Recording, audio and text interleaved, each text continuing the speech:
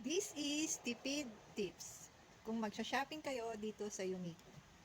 This one is 290 na regular price niya is 590. So kasi meron siyang konting makeup dito at yung nilaban ko naman siya is umokay na.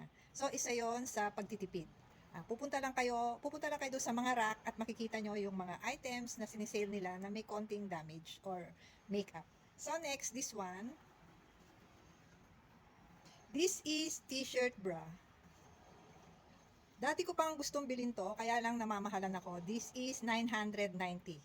So, nabili ko na lang siya ng 590. Kasi, nung binili ko, meron siyang maliit na dumi dito. Pero itong mga to kasi nalaba ko na, may maliit siyang itim na dumi. Parang tuldok lang. So, isinail na lang nila ito na 590 na dating 990. By the way, this one is XL. Pero dahil ako is, pag kumukuha ako ng mga ganito, large or medium. Pero mas gusto ko yung medyo maluwag ng konti. So para sa akin, okay na rin tong XL. Ang ginawa ko na lang is tinahi ko rito sa side para sumikip dito sa armhole. Next is this one. Dati siyang 790. This is made of paper. And nabili ko siya last month. 790 to 390. This one naman, 790 rin. So, this is made of paper din. And 790 siya na nabili ko lang ng 390. So, di ba? Na sobrang nakatipid ka. So, ganito sa loob. Ganyan. Meron siyang packet dito na dalawa. Ayan. At, kasi nagustuhan ko, tamang-tama siya sa summer. Kasi nung nabili ko to is summer. So, ganyan. So, ayan siya. Oh, ang laking tipid, di ba?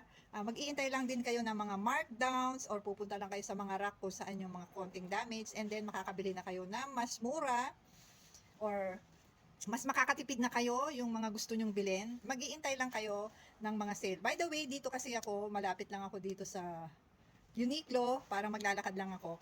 And then, kaya lagi ako nakakapunta doon at nakikita ko yung mga sale nila. At kung mag-iiba ng presyo or yung mga latest arrival. So, ayan. So, kung makikita nyo, itong hat is maganda siya. Ganyan.